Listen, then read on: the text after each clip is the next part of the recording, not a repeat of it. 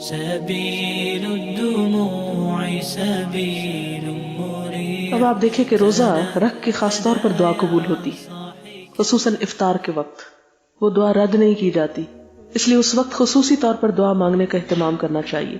اب دیکھیں کہ جب ہم کھانا پینا کنٹرول کرتے ہیں نا تو ہماری روح تھوڑی سی، پنجابی میں کہتے ہیں نا پنگرنا، وہ پنگرنے لگتی ہے، یعنی تھوڑی تھوڑی نکھرنے لگتی ہے، تھوڑی اسٹرانگ ہونے لگتی ہے. وہ جس وقت روح کو بالیدگی نصیب ہوتی ہے تو اس وقت انسان کے احساسات کیا ہوتے ہیں کہ انسان کا عبادت میں دل لگتا ہے، دعا مانگنے میں بھی دل لگتا ہے. آپ تجربہ کر کے دیکھیں کہ افطار سے پہلے جب انتظار ہو کہ بس ابھی کھلا ابھی کھلا، اس وقت جو دعا میں لطف آتا ہے وہ اور وقتوں میں کم آئے گا. اس لیے اللہ تعالیٰ کو پکارتے رہنا چاہیے، اور خصوصاً اس وقت. حدیث میں آتا ہے میرا بندہ جب مجھے یاد کرتا ہے اور اس کے ہونٹ میرے ذکر میں ہلتے ہیں میں اس کے ساتھ ہوتا ہوں. ان اللہ مع الذین اتقوا والذین هم محسنون. حضرت سلمان فارسی فرماتے ہیں کہ نبی صلی اللہ علیہ وسلم نے فرمایا بندہ جب اللہ کے سامنے ہاتھ بلند کر کے دعا مانگتا ہے تو وہ ارحم الراحمین اس کے ہاتھوں کو خالی پھیرتے ہوئے شرماتا ہے کہ کیسے خالی بھیج دوں، بادشاہ کائنات ہے. لیکن ہم کہتے ہیں کہ ہماری تو بہت دعائیں قبول نہیں ہوئی، تو یہ بات تو ہمیں سچی معلوم نہیں ہوتی. نہیں، یہ سچ ہے، کیونکہ حضرت ابو سعید خدری کہتے ہیں کہ 3 باتوں میں سے ایک ہو جاتی ہے. جب کوئی دعا مانگتا ہے تو یا تو وہی چیز اس کو مل جاتی جو وہ مانگ رہا ہے، یا اس کے بدلے کوئی بلا ٹال دی جاتی، خالی ہاتھ نہیں جاتا انسان، یا پھر انسان کا عمل آخرت کے لیے محفوظ کر لیا جاتا ہے. اور قیامت کے دن جب انسان اپنے نامہ اعمال کو دیکھے گا کہے گا یا رب یہ تو میں نے عبادت نہیں کی تھی، کہاں سے آ گئی؟ تو اسے بتایا جائے گا کہ یہ تمہاری وہ دعائیں ہیں آج اعمال کی شکل میں جو تم نے مانگی اور قبول نہ ہوئی.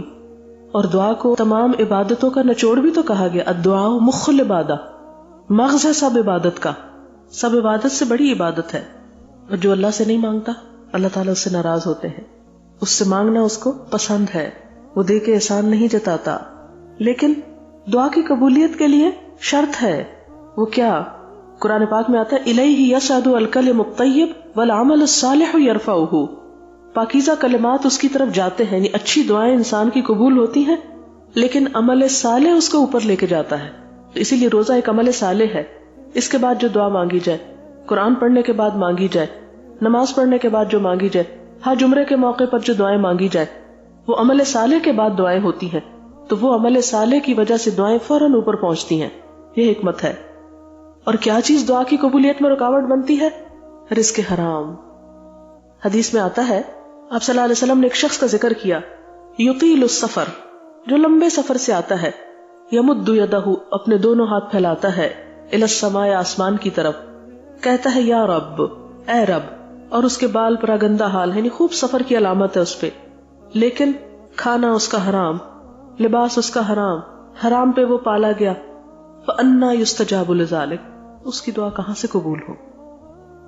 سعد بن ابی وقاص نے کہا تھا یا رسول اللہ دعا کیجئے میری دعائیں قبول ہوا کرے، مستجاب الدعوات بن جاؤں. آپ نے کیا فرمایا تھا؟ کھانا حلال کر لو، دعائیں قبول ہونے لگیں گی. اسی لیے فرمایا فَلْيَسْتَجِيبُوا لِي، چاہیے کہ یہ میری بات مانا کرے، یعنی وہ کام چھوڑ دیں جس کی وجہ سے دعائیں قبول نہیں ہوتی، میری اطاعت کریں. وَلْيُؤْمِنُوا بِي، اور مجھ پر اعتماد رکھیں، ایمان رکھیں کہ میں دعائیں سنتا ہوں، جواب دیتا ہوں، مایوس نہ ہوں. لعلہم یرشدون، تاکہ وہ سیدھی راہ پائیں. سبیل الدموع سبیل مریح تنہدى